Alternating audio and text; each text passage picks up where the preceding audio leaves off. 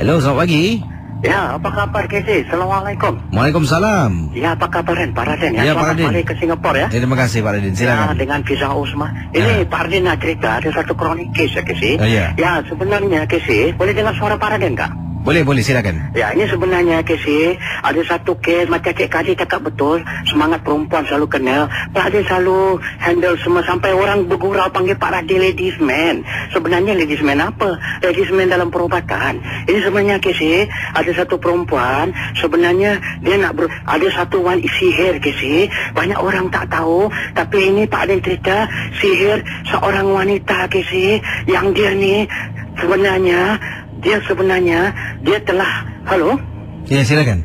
Dia sebenarnya seorang wanita, dia tu mempunyai, dia nak berumah tangga dengan seorang pemuda yang dia sayang. Tapi sebenarnya pemuda ini dulu pernah bercinta dengan seorang laki-laki lain, perempuan lain, dan perempuan itu sebenarnya telah ada perasaan sedih sebab cinta ditolak dan jodoh dia tak ada dengan dia. Mungkin jodoh ni kan kuasa Tuhan. Jadi sebenarnya wanita ini telah tanpa dia sedar, Halo? Ya, silakan Pak Raden. Ya, tanpa disedari sebenarnya dia telah menghadiahkan kain kain. Dia cakap dengan wanita itu, kain itu adalah kau pakai kain ini. Sebenarnya kain ini adalah kalau cik abang kau ini makcik aku kasih dia kau. Kalau ini siapa-siapa perempuan jangan percaya sebenarnya ini dipanggil kain sihir berkemban. Jadi wanita ini dia upah dengan kau. Dia siapa? Perempuan ni tak sangka lah. Ingat kawan baik dia kasih untuk pengikat kasih sayang kalau untuk berumah tangga nanti. Jadi kau pakai kain ni yang berkemban lah dengan suami apabila kau nak bermanja. Tapi apabila hanya pakai waktu malam, tapi tanpa dia sedar walaupun dia pakai kain ini, tanpa dia sedar rumah tangga dia telah kocak-kacir dan suaminya waktu duduk sebelah dengan dia telah benci dia Ini sebenarnya waktu Pak Raden lepas tu hari yang kedua. Halo?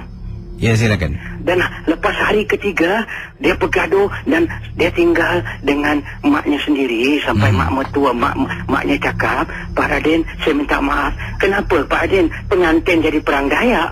Seperti macam malam patut orang bermesra, malam bini dia terpekik, kau jangan touchku, don't touch me. Jadi dia terdengar. Jadi kenapa orang bermanja terpekik tolong? Rupanya bila mak dia ketuk pintu, mak dia keluar pintu, dia duduk minum air dalam keadaan dia berkemban. Mak dia cakap, kenapa gini? Taklah mak benci lah mak dia gini. Rupanya tak kala dia bermanja, dia pakai kain berkemban itu, tapi ada sihir di dalam kain itu. Dan apabila Pak Raden datang untuk settle kronik kes ni, Pak Raden datang dan waktu perempuan ni pergi kerja, Pak Raden datang ke rumah. Pak Raden melalui, kita tak naklah seperti orang ni tahu. Jadi mak dia panggil, Pak Raden datang dengan ada bapaknya dan cakap, Pak Raden tolong siasat kes kronik dekat rumah ni. Kenapa Pak Raden? Anak saya baru pengantin baru tapi berperang dekat dalam bilik dengan pekik-pekik seperti macam don't touch me, why you want to touch me, I don't want to touch you.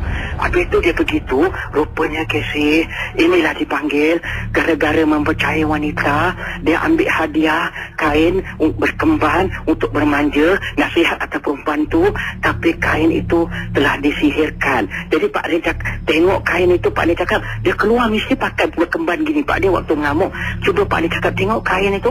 Bila Pak Raden tengok kain, rupanya ada bersihir yang amat keras yang ada di dalam apabila dia pakai akan membuatkan dia jadi emosi kronik yang amat panas baran. Jadi zaman sekarang banyak orang tak tahu.